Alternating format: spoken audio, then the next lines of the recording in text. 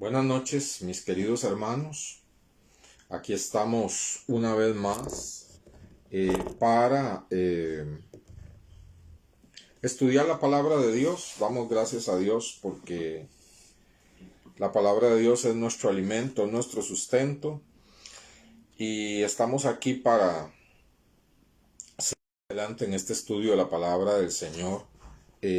Alabamos y bendecimos a Dios. Vamos a orar y poner esta reunión en las manos del Señor. Gracias a Dios ya veo a alguien que se está conectando y gloria a Dios por eso. Señor bendito y precioso, muchas gracias por la oportunidad maravillosa que nos das de estudiar tu palabra, Señor, y de descubrir, Señor, esas maravillas que tu palabra, Señor, nos revela, y que tu Espíritu Santo está más que dispuesto a abrir nuestros ojos y nuestro corazón. Señor, permite que cada vez que estudiemos tu palabra, salgamos amándote un poquito más. Señor, queriendo, Señor, estar cerca de ti, enamorándonos de ti, Señor. Cada vez más admirados de lo que tú, Señor, nos amas y has hecho por nosotros y harás. En el nombre de Jesús. Amén. Gloria a Dios, Liliana y Carlos, si están por ahí, Thais y Liliana. Dios los bendiga. Bueno, la semana pasada estuvimos viendo, y la semana tras anterior también, de ese Dios trino maravilloso que se revela en tres personas, de ese Dios trino maravilloso en el que coexisten tres personas, Padre, Hijo y Espíritu Santo, y cómo eso cumple, tiene un propósito y una razón de ser en el plan eterno de salvación. Cuando digo plan eterno de salvación, hermana Ilse, bendiciones, es que Dios no improvisa, ¿verdad? Dios, desde antes de crear al mundo, ya sabía que el hombre iba a caer y ya tenía un plan trazado para salvarnos y rescatarnos, que era enviar a su Hijo Jesucristo.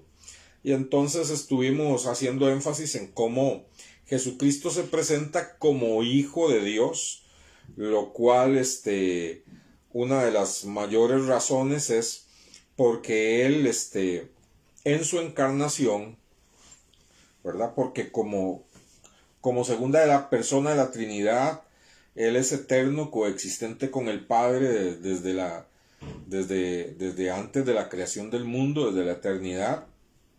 Y en el Antiguo Testamento vemos la segunda persona de la Trinidad manifestarse como el ángel de Jehová. Pero en el Nuevo Testamento esa persona de la Trinidad, segunda persona de la Trinidad, se encarna, ¿verdad? Toma cuerpo, toma naturaleza humana en el vientre de María. Es engendrado por Dios Padre de una forma sobrenatural. Cuando dice el Espíritu de Dios vendrá sobre ti, le dice a María, y te cubrirá y hará sombra sobre ti el Espíritu del Padre, y el santísimo ser que habrá en ti será llamado Hijo del Altísimo, ¿verdad? Entonces, en ese sentido, decíamos que Cristo es el unigénito Hijo de Dios, ¿verdad? Porque nosotros somos hijos por la fe en Jesucristo, pero nuestro amado Señor Jesucristo es hijo en el sentido más estricto y fiel de la palabra, ¿verdad? Entonces, a eso se refiere. Y estuvimos viendo algo muy importante, ¿verdad? Que es que nuestro amado Señor Jesucristo, con su muerte en la cruz del Calvario, realizó lo que se llama redención o rescate, ¿verdad? Que es la misma palabra, redención o rescate, nos rescató. ¿De qué nos rescató? Nos rescató de nuestra condición de miseria, nos rescató de nuestra vida pecaminosa, nos rescató de ese dominio que tenía Satanás sobre nuestras vidas, algunas veces aumentando los efectos del pecado en los seres humanos y otras veces atándolos con religiosidad. De ahí nos rescató el Señor. Nos rescató, hermanos, de la ira del Padre Celestial, porque dice la palabra de Dios en toda la Biblia, incluyendo los salmos, que Dios está muy enojado. Todos los días está Dios enojado con el impío. Y que además de eso, todo ser humano no es que se va a condenar, es que si no cree en Cristo ya está condenado. Si se convierte, sale de ese estado de condenación. Y eso era visualizado, por ejemplo, en el mercado de esclavos que existía en la antigüedad, donde se exhibían los esclavos, ahí estaban, ellos eran vendidos al mejor postor y, y ahí estaban en esa condición de esclavitud. Algunas veces sucedía que alguien compraba un esclavo, pagaba el precio de ese esclavo y lo dejaba en libertad, ¿verdad? Alguien demasiado generoso y bondadoso lo dejaba en libertad. Y eso es redención, eso es rescate, es lo que el Señor ha hecho por nosotros, ¿verdad? El Señor derramó su sangre preciosa, ese fue el precio que Él pagó por todos nosotros, su sangre preciosa, y nos sacó del mercado de esclavos, nos sacó de la esclavitud y nos hizo libres, ¿verdad? Nos hizo libres de las garras de Satanás. Y otra cosa maravillosa con respecto que hablamos la semana pasada es que generalmente el rescate y la redención iban asociados también a que tenía que ser un familiar, el familiar más cercano a la persona que se endeudó, a la persona que se vendió como esclavo. Alice, bendiciones, tenía que ser una persona cercana. Y entonces por eso el Señor Jesús se hizo cercano a nosotros. Vino a ser en todo igual a nosotros, excepto en el pecado, ¿verdad? Asumió nuestra naturaleza humana y sufrió todo lo que implica tener una naturaleza humana para ser nuestro pariente más cercano. Qué cosa maravillosa, ¿eh? Para ser nuestro pariente más cercano y redimirnos, rescatarnos.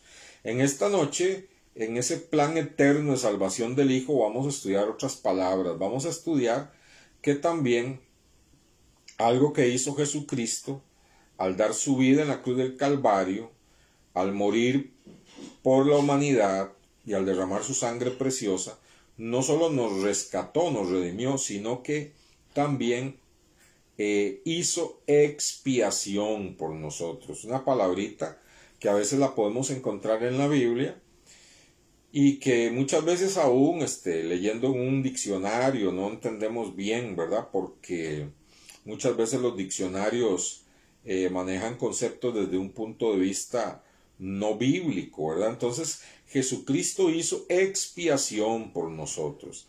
Hay dos palabritas en griego, ¿verdad? Que a mí ni me gusta estar diciendo las palabrillas en griego porque no tiene ningún sentido para nosotros, pero lo que sí quiero hacer notar que en griego hay dos palabritas que en nuestra Biblia, en nuestras Biblias, se traducen como expiación, como expiación. Y entonces yo quiero darles un poquito el panorama de lo que significa expiar. Expiar, entre otras cosas, lleva un significado de cubrir, cubrir, expiar, cubrir. ¿Qué significa eso? Significa que se cubre la falta, se cubre el pecado. Linda, Dios la bendiga, por allí la veo también. Por ahí veo a Paola también, un saludo, Dios la bendiga, y por ahí veo otras caritas, ¿verdad? Que Dios les bendiga a todos. Entonces, expiar es cubrir, ¿verdad? Cubrir.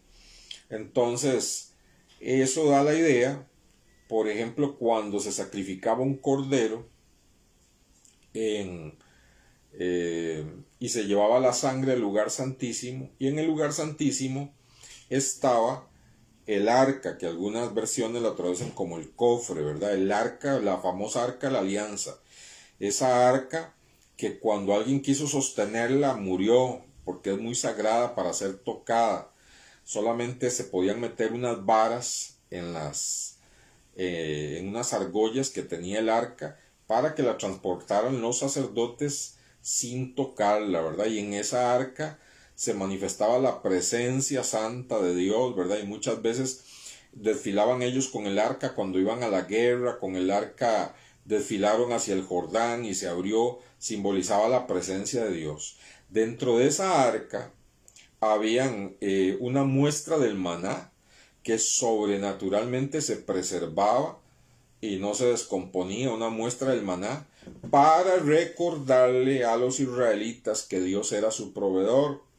También allí se encontraba en el arca, se encontraba una copia de la ley para recordarle al hombre que toda esa ley escrita por Dios, todo el Pentateuco, había sido quebrantado. Todos los mandamientos de Dios habían sido quebrantados por el hombre. Y y creo, si no me equivoco, que también estaba una muestra del pan de la proposición. Pero algo importante es esa copia de la ley, de los 10 mandamientos y de la ley de Dios, dentro del arca, que les recordaba al hombre que esa ley ellos la habían quebrantado. Pero ¿qué pasaba con el arca? Tenía una tapa, y esa tapa tenía 2 querubines allí, ¿verdad? Formados 2 querubines, y los 2 querubines, uno tocaba con un ala y el otro con otro, pero los 2 querubines estaban con la mirada hacia dentro del arca, como diciendo: nosotros estamos siendo testigos y viendo ahí que el hombre quebrantó esa ley que está ahí escrita y que merece el castigo. Pero ¿qué pasaba? Que venía el sacerdote, ¿verdad? Con la sangre de un cordero, de un corderito inocente, y la rociaba sobre toda esa tapa. Esa tapa del arca le llamaban el propiciatorio, ¿verdad? Y entonces, ¿qué pasaba con esa sangre? Esa sangre cubría por completo toda la tapa del arca, la cubría, era cubierta de sangre totalmente. Y vea que Dios está enseñando en símbolos, ¿verdad? Porque los hombres no estaban en la capacidad de comprender el plan de salvación en el Antiguo Testamento. Entonces Dios va revelando su verdad poco a poco. ¿Qué significaba eso? Bueno, los ángeles estaban simbólicamente, ¿verdad?, viendo hacia dentro del arca cómo los hombres, ahí está la ley, que los hombres habían quebrantado y merecían el castigo divino.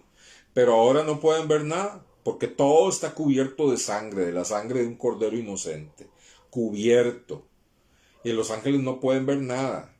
Dios Padre lo único que ve es sangre, ¿verdad? Y ya no puede ver la ley que los hombres han quebrantado, solo ve sangre, la sangre de un cordero inocente. Eso es cubrir por completo. Hermanos, y es lo que Cristo hizo por nosotros, ¿verdad? Lo que Cristo hizo por nosotros.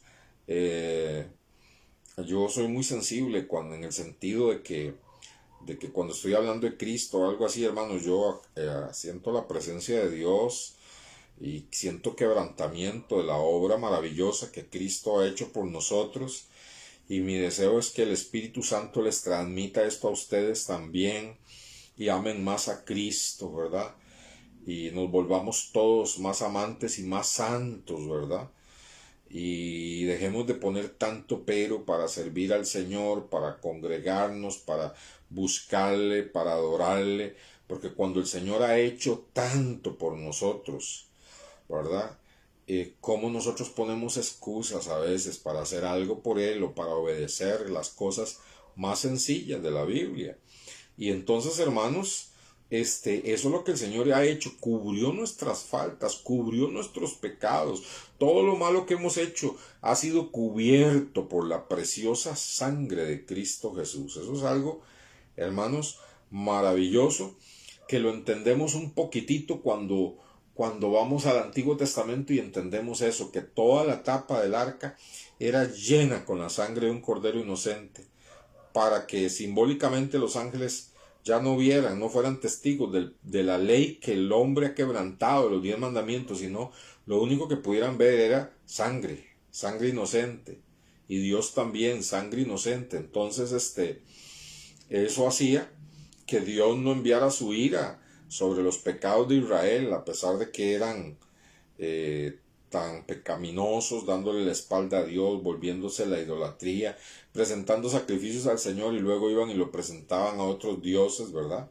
Entonces, hermanos, el valor del sacrificio de Cristo es que Él, al igual que aquel corderito inocente, que llegaba el sacerdote y lo mataba, lo degollaba y recogía su sangre para esparcirla sobre la tapa del propiciatorio y cubrir las faltas de Israel. Así, hermanos, Cristo con su muerte derramó su sangre preciosa, y esa sangre preciosa, cuando creemos en Cristo, nos cubre, hermanos. Por eso es que la sangre de Cristo es algo tan sublime, tan precioso, hermanos, que nosotros no podemos andar usando la sangre de Cristo de forma supersticiosa, la sangre de Cristo sobre un vehículo, la sangre de Cristo sobre las finanzas, la sangre de Cristo. No, hermanos, la sangre de Cristo es algo tan sublime que fue derramada para cubrir, hermanos, nuestro pecado, y que la ira de Dios nunca se derrame sobre nuestras vidas. Cuando creemos en Cristo salimos de ese estado de condenación y estamos cubiertos bajo la preciosa sangre de Cristo Jesús. Y el Padre Celestial siempre ve esa preciosa sangre y no nuestra pecaminosidad. Bendito sea el Señor. ¿Cómo no hemos de andar agradecidos? Bueno, esta palabrita expiación se encuentra en algunos versículos. Si usted me acompaña, primera de Juan, capítulo 2, verso 2, habiendo dado esta introducción, ¿verdad? Primera de Juan, capítulo 2, verso 2.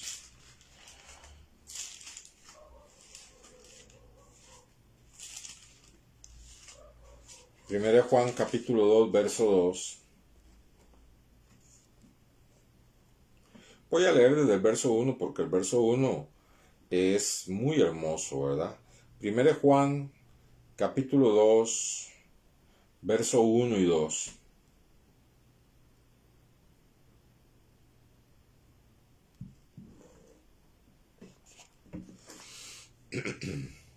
Primera de Juan, capítulo 2, verso 1. Espero que ya lo tengan. Gracias, Alice, por estarme ayudando con las citas. Así los hermanos pueden apuntarlas, y los que entren tarde o entran a ver la enseñanza unos momentos después, también yo le motivo a que usted reenvíe esta enseñanza a personas que necesitan crecimiento y que, honestamente, hermano, miren, las iglesias no enseñan estas cosas. En las iglesias hoy andan o enseñando cosas del Antiguo Testamento, mesiánicas y judías, o enseñando charlas de autoestima, o enseñando cosas ahí supersticiosas, y no se enseña acerca de Cristo. Y entonces decimos, ¿cómo es que no cambian las personas? Bueno, no cambian porque no se les está enseñando acerca del único que puede cambiar nuestras vidas, que es Cristo, ¿verdad? Primero Juan capítulo 2, verso 1 dice, oiga qué lindo: hijitos míos, como nos trata el Señor a través de los labios del apóstol Juan, hijitos míos, estas cosas os escribo, oiga, para que no pequéis. Entonces, no es la voluntad de Dios que alguien diga que es cristiano y ande en una vida pecaminosa. Eso solamente demostraría que en realidad no es cristiano, que en realidad no lo es. Dice, hijitos míos, estas cosas escribo para que no pequéis. Si alguno hubiere pecado, o sea, no una vida pecaminosa, sino esos pecados en los que incurrimos como seres humanos, ¿verdad? Porque no hemos sido perfeccionados. Pero es muy diferente fallarle al Señor, pecar, fallándole al Señor, ¿verdad?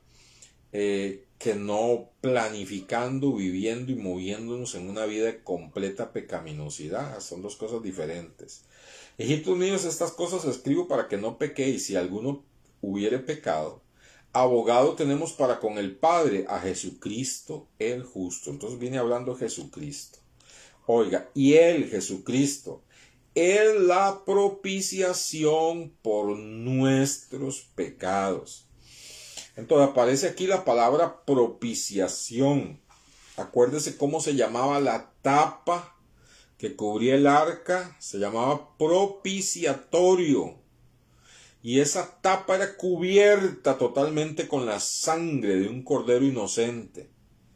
Para que Dios viera esa sangre y no viera la ley que estaba dentro del arca que el hombre ha quebrantado, los 10 mandamientos. Entonces, vea qué tremendo, dice, Él, Jesucristo, es la propiciación por nuestros pecados, es decir, Él tuvo que derramar su sangre preciosa y cubrir, por así decir, el propiciatorio del cielo, ¿verdad? El propiciatorio del cielo, para que cada vez que Dios nos vea, no vea nuestra pecaminosidad, Dios Padre, no vea nuestra pecaminosidad, sino solo vea que estamos cubiertos, que solamente se vea la sangre de su Hijo Jesucristo. Qué cosa maravillosa. Él es la propiciación, verso 2, por nuestros pecados. Y vea qué lindo. Y no solamente por los nuestros, sino también por los de todo el mundo. O sea, el Señor ha provisto para todo el mundo, ¿verdad? Pero del mundo depende si aceptan ese regalo o no lo aceptan.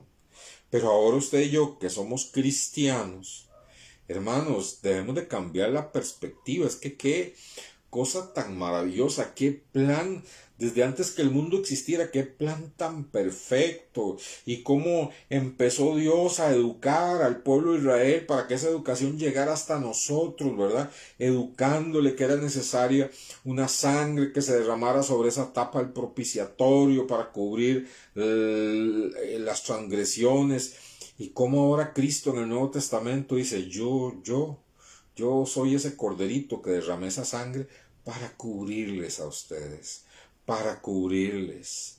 Como ustedes han creído, han venido a mis caminos, han nacido de nuevo, son mis verdaderos hijos, están cubiertos por mi sangre preciosa.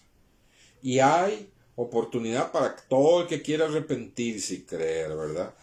Que podría decir uno, qué triste, qué desperdicio, qué lástima, quien no acepta esta oferta. Por eso dice la palabra del Señor que Dios jamás podrá tener por inocente aquel que desprecia la sangre de Cristo Jesús. Hermanos, esa es la blasfemia al Espíritu Santo. Que Dios se haya despojado de su Hijo, que su Hijo haya derramado su sangre preciosa para cubrir los pecados, y que el hombre diga, no quiero, no quiero. Eso es rechazar la obra de gracia, rechazar el don del Espíritu Santo, de la salvación, es rechazar todo, ¿verdad? Y usted y yo que somos cristianos, eso nos debe hacer andar en santidad, pensando, hermanos, ¿cómo voy a andar yo ofendiendo a quien ha hecho un acto tan sublime de derramar su sangre para cubrirme, para cubrir todos mis pecados? ¿Qué es lo menos que yo puedo hacer? Tratar con el poder del Espíritu Santo de andar en santidad, reunirme fielmente con el pueblo de Dios, dar con generosidad para la obra de Dios, hablarles a otros de Jesucristo, hablarles a otros que Cristo puede cambiar sus vidas para que crean y también sean cubiertos por esa sangre preciosa, servirle en todo lo que yo pueda servirle, es lo menos. Es lo menos. Y qué triste es ver que algunos se dicen cristianos y no valoran la sangre de Cristo, ni siquiera estas cosas mínimas, ¿verdad? Entonces, hermanos, meditemos en esto, ¿verdad? Meditemos en esto. Vamos a otro pasaje, Romanos 3. Romanos capítulo 3.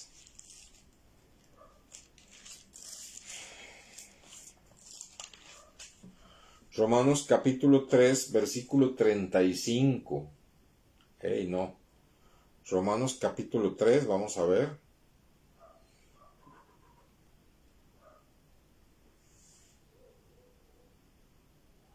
Vamos a ver, porque aquí tengo un problemita. 25. Romanos 3:25. Romanos 3:25. Voy a leer desde el 23.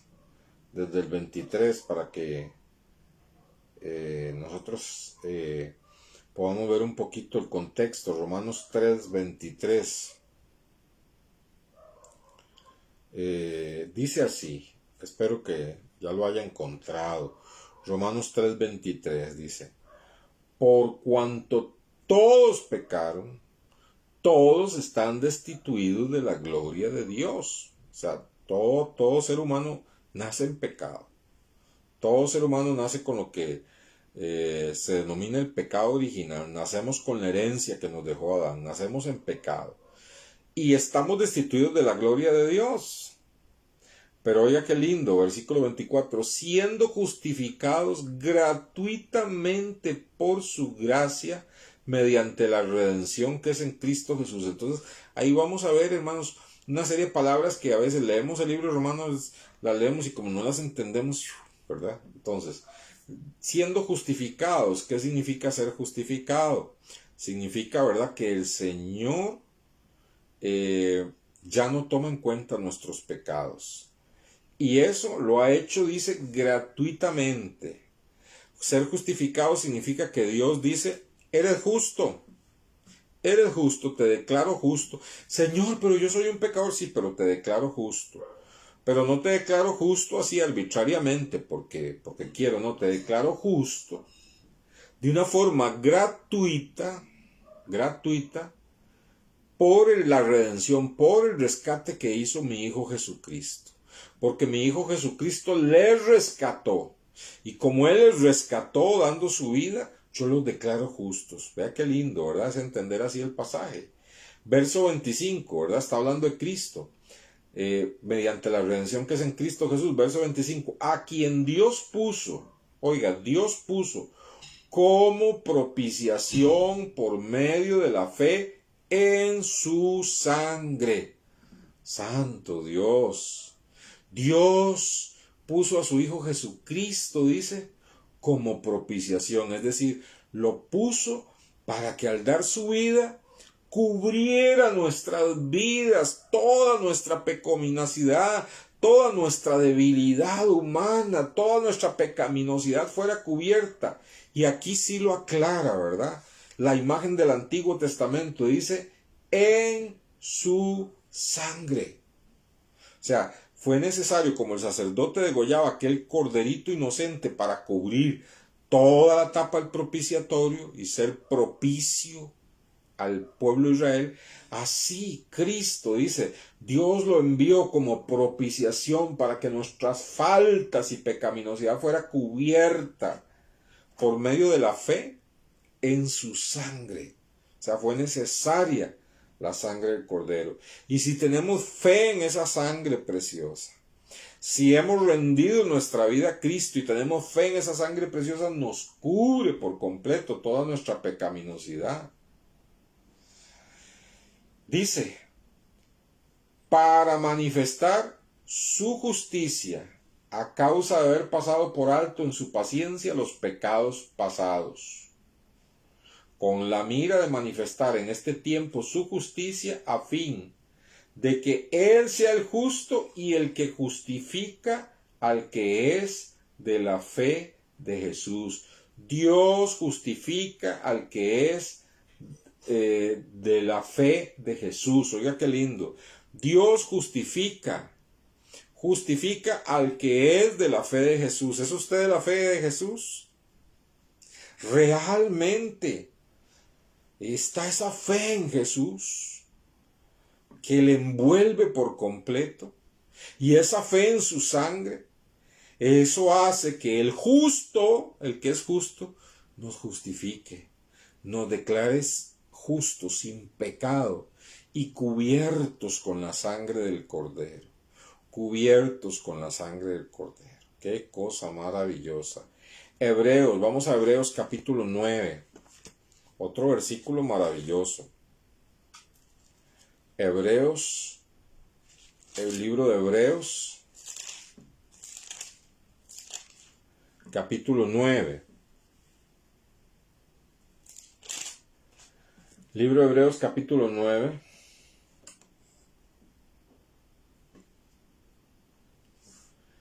Vamos a centrarnos en el verso 5, pero voy a leer desde el verso 1 para que veamos cómo el libro de Hebreos coge todas aquellas figuras del Antiguo Testamento para explicarnos cómo se cumplieron en Jesús y cómo Él, con su muerte en la cruz, hizo algo maravilloso, nos redimió, nos rescató, nos declaró justos y ahora estamos viendo que expió. Significa que cubrió para siempre nuestros pecados para que Dios Padre solo vea la sangre de su Hijo. ¡Qué cosa maravillosa! Hebreos 9, comienzo. Dice, ahora bien, aún el primer pacto tenía ordenanzas de culto y un santuario terrenal. El primer pacto está hablando del Antiguo Testamento. Dice que tenía ciertas ordenanzas para el culto, ¿verdad? Que Dios se las había dado. Y un santuario terrenal, estaba el tabernáculo, ¿verdad? Porque el tabernáculo estaba dispuesto así. Ese tabernáculo que tenía Israel en el Antiguo Testamento estaba dispuesto de esta forma. Acuérdese que el tabernáculo era prácticamente un templo ambulante enorme, ¿verdad? Que ellos llevaban.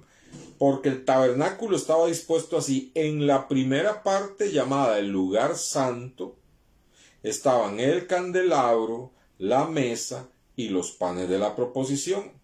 Tras el segundo velo estaba la parte del tabernáculo llamada el lugar santísimo. Bueno, aquí habla de dos partes. En realidad, Flor, Dios la bendiga, en realidad son tres, porque aquí no está tomando en cuenta el atrio, que el atrio era como decir el patio antes de entrar, ¿verdad? El tabernáculo, pero ya después del atrio, entrando al tabernáculo, dice que estaba el lugar santo, que era el primer lugar, y luego un velo, una cortina enorme, y detrás de esa cortina estaba el lugar santísimo.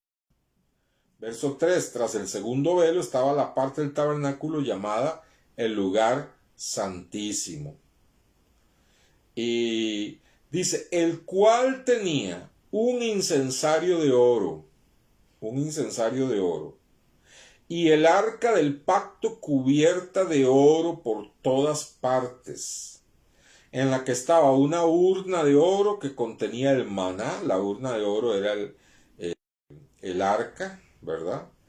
En la que estaba una urna de oro que contenía el maná, la vara de Aarón que reverdeció y las tablas del pacto. Ahí estaban los 10 mandamientos, dándole a entender al pueblo, dándole a entender que esos 10 mandamientos testificaban en esa arca que ellos habían quebrantado y que todo ser humano quebranta los 10 mandamientos. Por lo tanto está en condenación. Pero dice, y sobre ella, sobre el arca, estaba la tapa, dice, sobre ella los querubines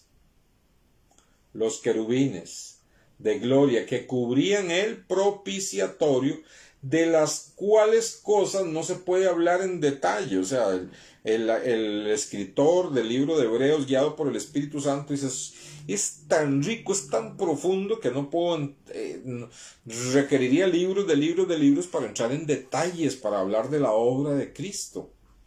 Pero dice, recordemos, ahí está el tabernáculo, está el atrio y tiene 2 lugares más, el lugar santo, el lugar santísimo, una cortina los divide, y dentro del lugar santísimo está el arca, y el arca contiene, dice, el arca contiene entonces ahí varias cosas, ¿verdad? Y dice que contiene una muestra del maná, ¿verdad? La vara de Aarón que reverdeció y las tablas del pacto. Pero sobre ella, sobre el arca, estaba, dice, el propiciatorio, o sea, aquella tapa de oro puro con 2 querubines, ¿verdad? Y dice, y así dispuestas, verso 6, y así dispuestas estas cosas en la primera parte del tabernáculo, entran los sacerdotes continuamente para ofrecer los oficios del culto. En la primera parte del tabernáculo entran los los sacerdotes, todos los sacerdotes. La primera parte del tabernáculo es el lugar santo. Dice, pero en la segunda parte, el lugar santísimo, solo el sumo sacerdote, oiga, los sacerdotes no podían entrar al lugar santo, al lugar santísimo, solamente el sumo sacerdote una vez al año, no sin sangre, la cual ofrece por sí mismo y por los pecados de ignorancia del pueblo. Entonces, ¿qué hacía el sumo sacerdote? Era el único que podía entrar una vez al año con sangre con la cual se cubría primero él para expiar sus pecados, para cubrir sus pecados, y luego entraba con esa sangre al lugar santísimo para derramarla sobre la tapa del propiciatorio, ¿verdad? Dice, verso 8, dando el Espíritu Santo a entender con esto, que aún no se había manifestado el camino al lugar santísimo, ¿verdad? Entre tanto que la primera parte del tabernáculo estuviese en pie. O sea, ahí estaba la primera parte del tabernáculo, el lugar santo, está la cortina y solo el sumo sacerdote puede entrar una vez al año con sangre, ¿verdad? De un cordero inocente, entrar. Dice, mientras estaba ese tabernáculo y estaba la primera parte, el lugar santo y el lugar santísimo y la cortina dividiendo esos lugares, mientras estuviera eso, el Espíritu Santo estaba dando a entender, ¿verdad? Estaba dando a entender que todavía no había lugar abierto para que todos los hombres entraran al lugar santísimo, a la presencia de Dios. Verso 9. Lo cual es símbolo para el tiempo presente, según el cual se presentan ofrendas y sacrificios que no pueden hacer perfectos en cuanto a la conciencia al que practica ese culto, ya que consiste de comidas, bebidas, abluciones, ordenanzas acerca de la carne impuestas hasta el tiempo de reformar las cosas. Pero estando ya presente Cristo, o sea, cuando ya Cristo vino, Él es el sumo sacerdote de los bienes venideros, por el más amplio y más perfecto tabernáculo. Ahora nos dice que hay un tabernáculo que es más amplio, que es un tabernáculo más perfecto.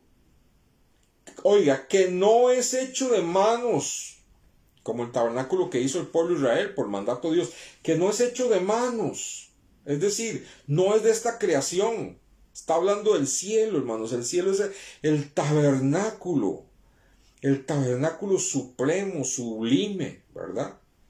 Y dice, Cristo es el sumo sacerdote de un tabernáculo superior.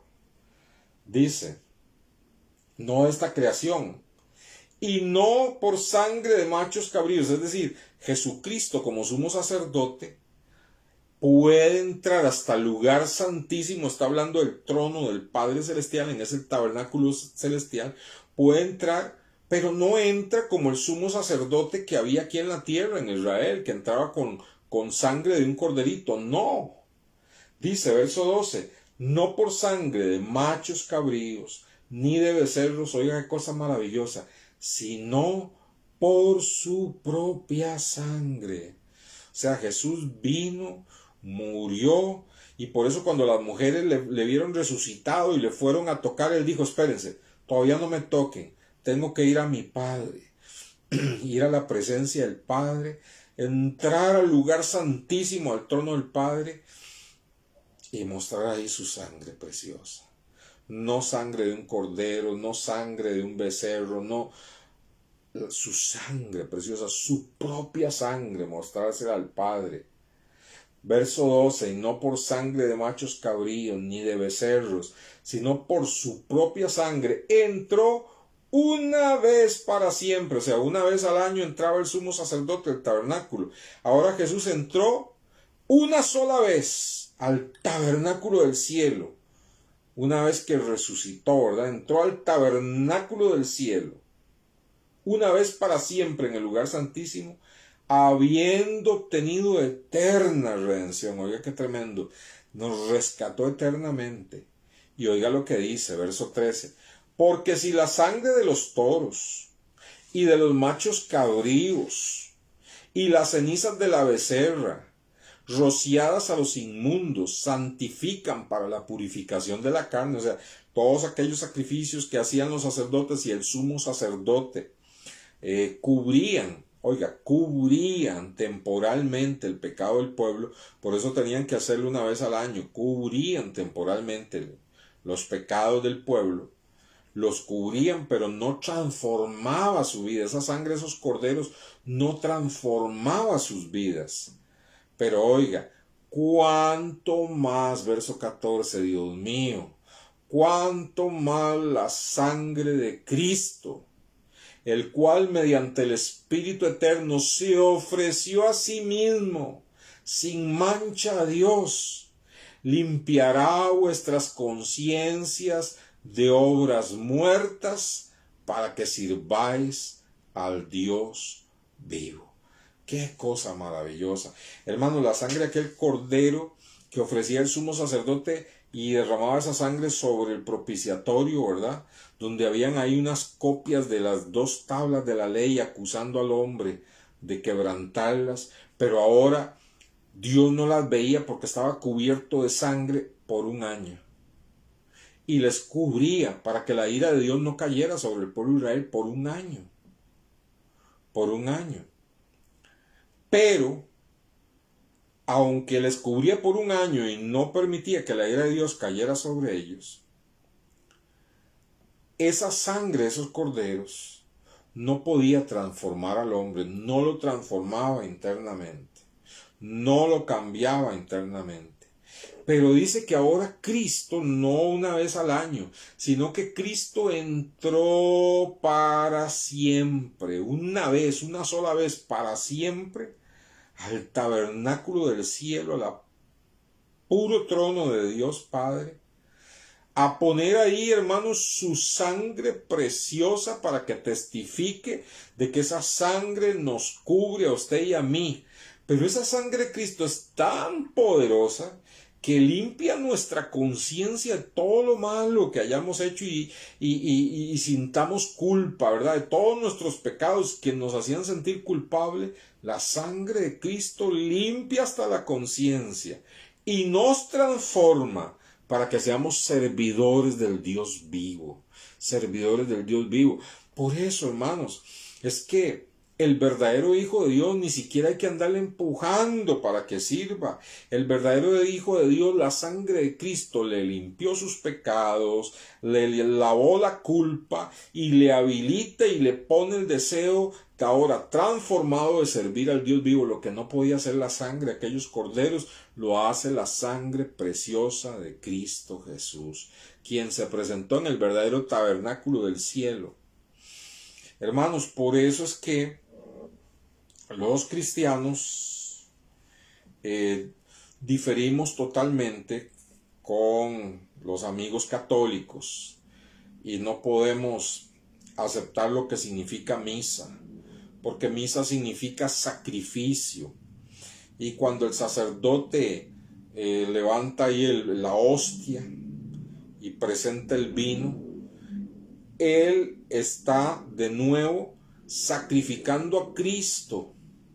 Él dice, esta hostia, este pan se está convirtiendo en este momento de nuevo ahí por la unción y la consagración del sacerdote, se está convirtiendo de nuevo en el cuerpo de Cristo, y aquí está siendo sacrificado. Tanto es así que este vino se está convirtiendo en este momento en sangre, de tal manera que esto es carne y esto es sangre, y estamos aquí en esta misa sacrificando a Cristo de nuevo para el perdón de los pecados.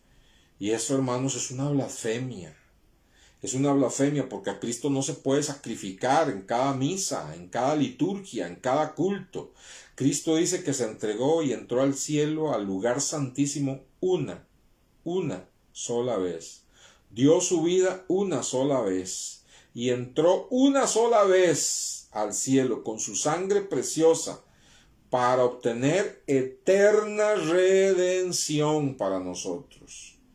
No podemos estar sacrificando a Cristo. El sacrificio de Cristo fue perfecto y su sangre preciosa nos cubre para siempre. Cuando hemos creído y verdaderamente somos cristianos, esa sangre preciosa nos cubre para siempre. de todo pecado. Bendito sea el Señor. Bendito sea el Señor. Verso 15. Así que por eso es mediador de un nuevo pacto, para que interviniendo muerte para la remisión de las transgresiones que habían bajo el primer pacto, los llamados reciban la promesa de la herencia eterna. Qué cosa más preciosa, más linda, ¿verdad?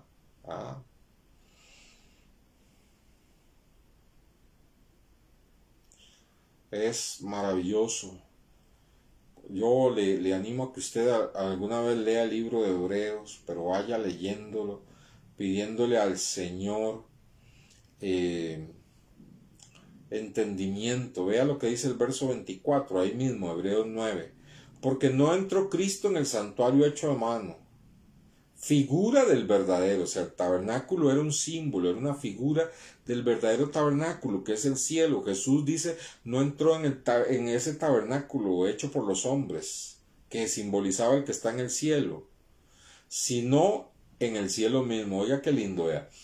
Hebreos 9:24. Porque no entró Cristo en el santuario hecho de mano, figura del verdadero, sino entró al cielo mismo para presentarse ahora por nosotros ante Dios. Y escuche, y no para ofrecerse muchas veces, como hace la misa, ¿verdad? No para ofrecerse muchas veces, como entra el sumo sacerdote en el lugar santísimo cada año con sangre ajena. De otra manera, le hubiera sido necesario padecer muchas veces desde el principio del mundo. Oiga lo que dice, ¿verdad? Si fuera necesario, entonces Cristo tendría que estar padeciendo. Entonces Cristo tendría que estar siendo sacrificado, que es lo que significa misa, ¿verdad? Dice desde el principio, pero ahora en la consumación de los siglos, se presentó una vez para siempre, por el sacrificio de sí mismo, para quitar de en medio el pecado. Se ofreció una sola vez, dice, en sacrificio, dando su vida. Una sola vez murió Cristo y derramó su sangre, una sola vez, suficiente, una sola vez. Dice, para siempre, dice el verso 26. Pero ahora en la consumación de los siglos se presentó una vez para siempre. No hace más falta sacrificio, ni tratar de sacrificarle a él ahí en una misa. Para siempre, por el sacrificio de sí mismo, para quitar de en medio el pecado. Verso 27. Y de la manera que está establecida para los hombres que mueran una sola vez, y después de esto el juicio. Oiga, así también Cristo fue ofrecido una sola vez para llevar los pecados de muchos, y aparecerá por segunda vez sin tener que ver nada con el pecado, para salvar a los que le estamos esperando. Qué cosa maravillosa, hermanos. Es que eso es lo que hace la preciosa sangre de Cristo. Su sacrificio fue completo, su sacrificio fue eterno, su sacrificio fue una vez y para siempre. Su sangre se derramó una vez y para siempre. Él presentó su sangre allá en el tabernáculo del cielo, en el lugar santísimo, en el trono del Padre. Derramó su sangre preciosa y esa sangre nos cubre a nosotros de todo pecado para siempre, una sola vez. Y es un sacrificio perfecto, no hay nada que agregarle, no hay que estarlo sacrificando cada domingo, en cada misa, no hay que agregarle guardar el sábado, como los adventistas que dicen, sí, hay que recibir a Cristo como Salvador personal y guardar el sábado. ¿Qué significa? Entonces que la muerte de Cristo fue efectiva un 80% y el otro 20% es guardando el sábado. Eso es una blasfemia. La sangre de Cristo, hermanos, y su sacrificio fue completo. No hay que agregarle sábados, no hay que agregarle misas, no hay que agregarle indulgencias, no hay que agregarle nada. Por eso entiéndame, cuando a los que predicamos verdaderamente el Evangelio nos enardecemos como el apóstol Pablo, cuando vemos, hermanos, que se venden las bendiciones, que se vende la salvación de las personas, que se hacen maratónicas para vender milagros. Eso es una herejía, una blasfemia, porque el sacrificio de Cristo fue suficiente.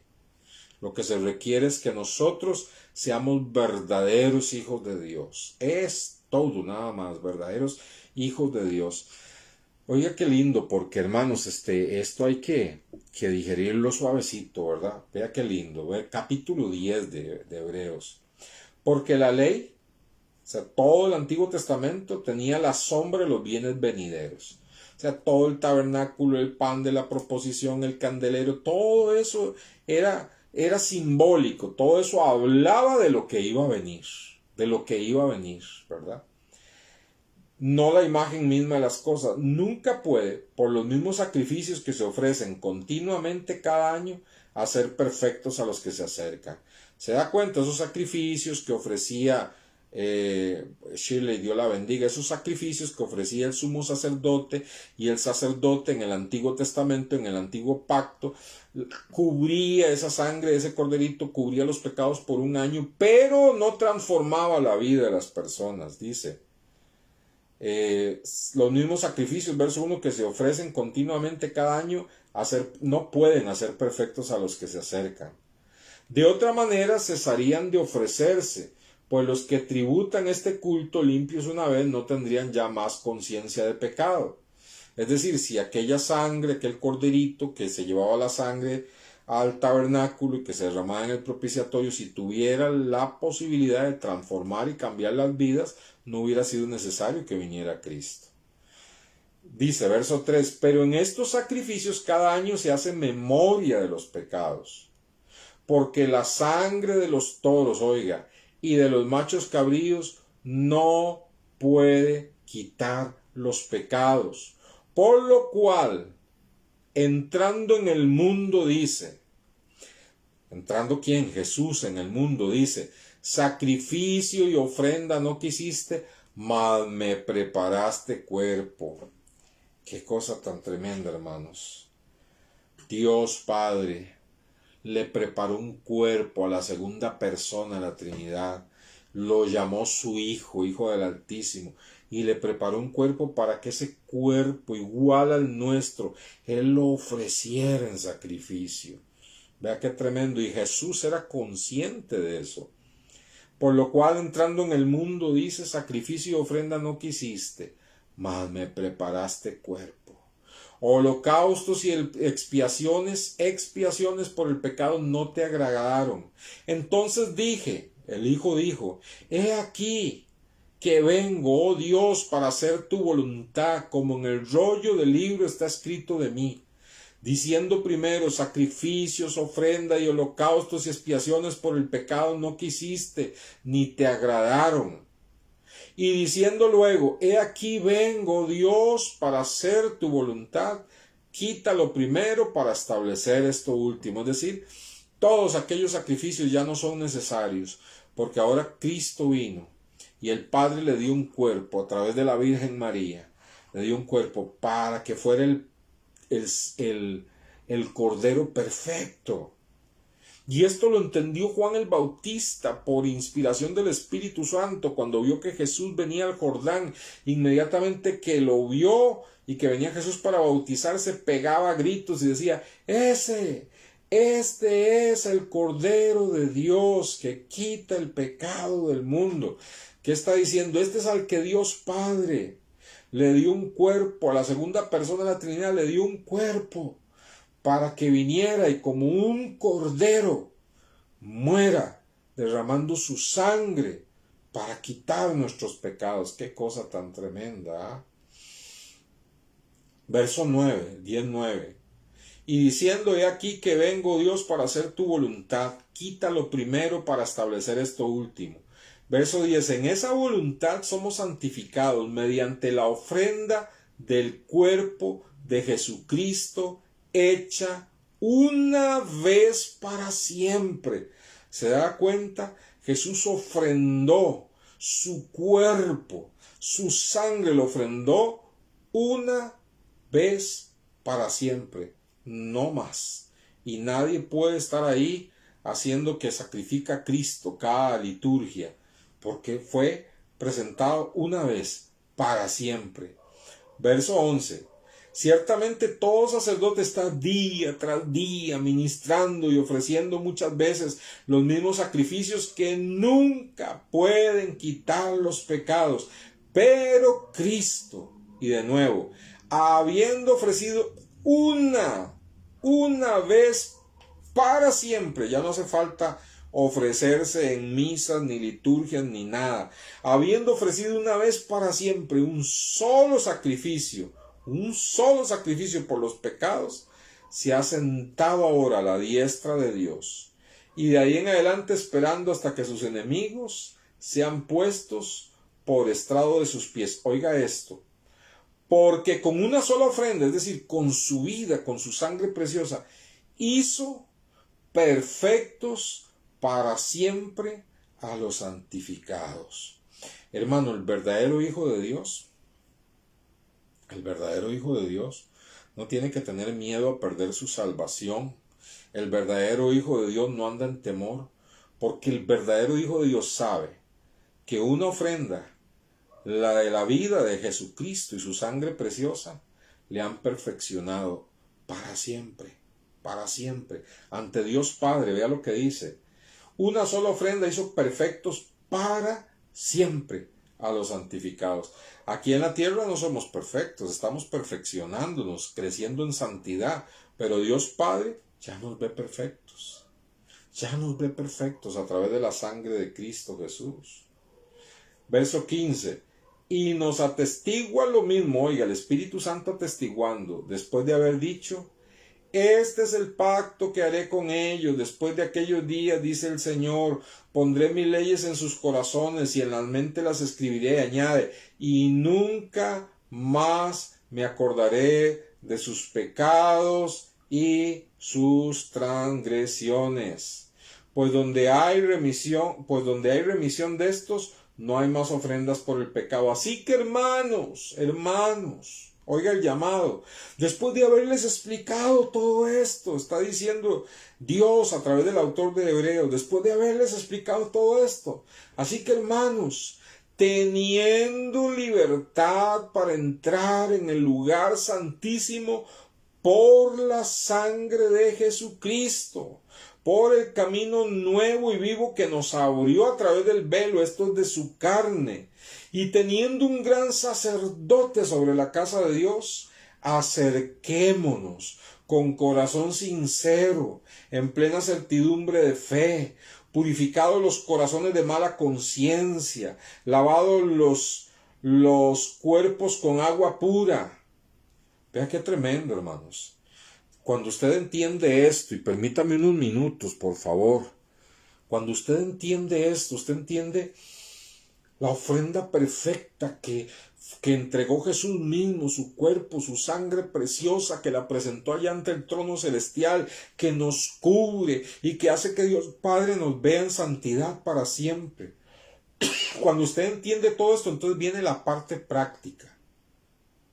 La parte práctica dice: teniendo entonces la libertad de entrar en el lugar santísimo, teniendo la libertad de entrar a la presencia de Dios, no de ninguna manera pierda ese privilegio, ni lo vea como una carga.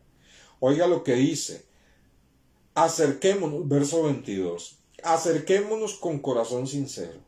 Verso 23, mantengámonos firmes, sin fluctuar, la profesión de nuestra fe, porque fiel es el que prometió. O sea, habiendo hecho tanto Cristo por nosotros, permanezcamos fieles, dice. ¿Y cómo lo vamos a hacer? Verso 24, considerándonos unos a otros. Viene la parte práctica.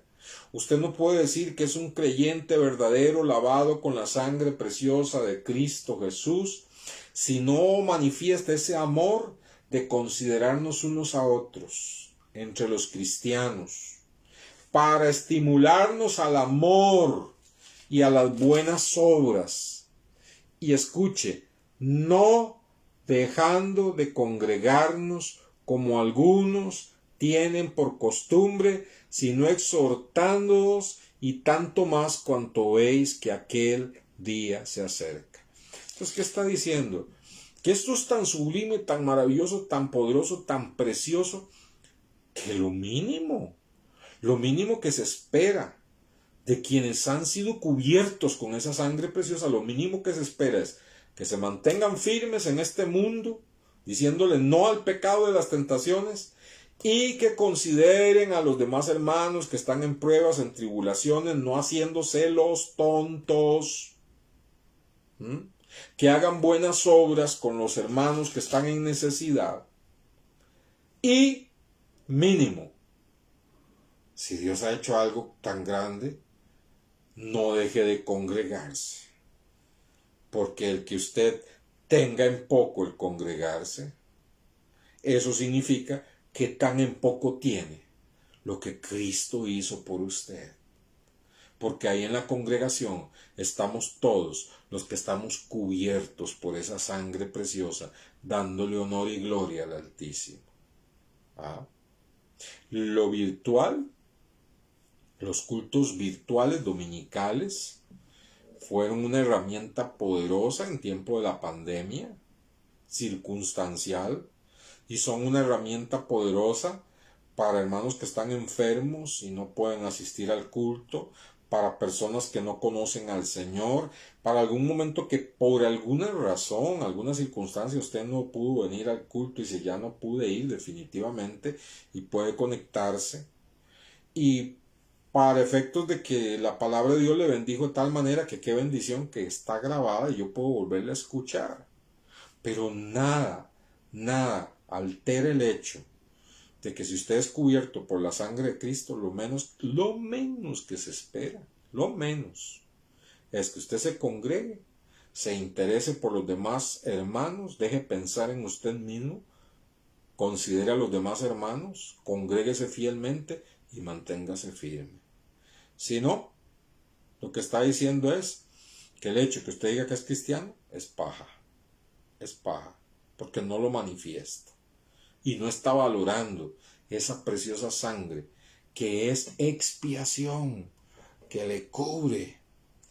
Señor, gracias por esta palabra, por este estudio, por esta enseñanza, porque has hecho en tu sacrificio, Señor, no solo redención, sino expiación, cubrirnos con la sangre preciosa de Cristo, para que Dios Padre no vea nuestro pecado, nuestra pecaminosidad, está cubierta con la sangre preciosa de Cristo Jesús, y al tener fe en esa sangre preciosa, Señor, tú nos declaras justos, Señor. Y gracias porque no tenemos que agregarle nada a lo que usted hizo por nosotros en la cruz del Calvario. Y ayúdanos, Señor, a demostrar a ti. No tenemos que andar demostrando a los demás, sino a ti, Señor, que tanto valoramos tu preciosa sangre al valorar esa comunidad de lavados y redimidos con la sangre de Cristo que se reúne a alabarte, Señor. En el nombre de Jesús. Amados hermanos, bueno, hay dos sentimientos encontrados en nosotros. Un sentimiento de profunda tristeza porque ha partido nuestro hermano Franklin, que tanto lo amamos, ¿verdad? Que transmitía ese gozo cada domingo, que era el que amén, ese amén duro, ¿verdad? Y repartiendo los confititos al final y recibiendo a la gente y testificando siempre cuando se venía en un taxi que evangelizó al taxista, y esa persona tan especial partió para estar con el Señor, ¿verdad? Entonces yo no uso la frase hemos perdido, porque no lo hemos perdido, partió, viajó a la presencia de Dios, y nos embarga una tristeza porque va a pasar bastante tiempo para algunos para volverle a ver, ¿verdad?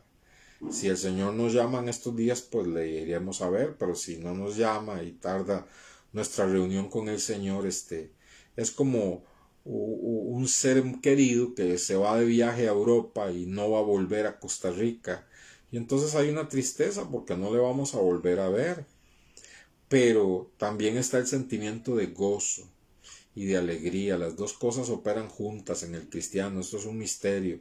Está la sensación de gozo y alegría, de que Él está en la presencia del Señor, de que ya no sufre más, de que ya no hay tristeza, ya no hay dolor, ya no hay enfermedad, ya no hay quejido, ya no hay llanto, ¿verdad?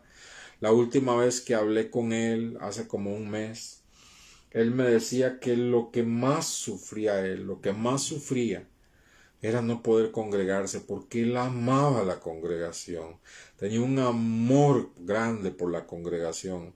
Y lo más tremendo es que me empezó a dar el nombre de cada uno de ustedes, hermanos, ¿verdad? Y cómo él oraba por cada uno de ustedes. Entonces nos embarga dos sentimientos de tristeza, porque durará un tiempo para que le volvamos a ver cuando estemos en la presencia del Señor, se nos adelantó, pero de gozo porque él está recibiendo todo el consuelo divino, y dice el apóstol Pablo, es muchísimo mejor estar con Cristo, ¿verdad? Entonces, nuestro hermano, los funerales serán mañana a la 1:30 en la capilla del Magisterio que queda por la Sabana, y detrás del Paseo Colón prácticamente.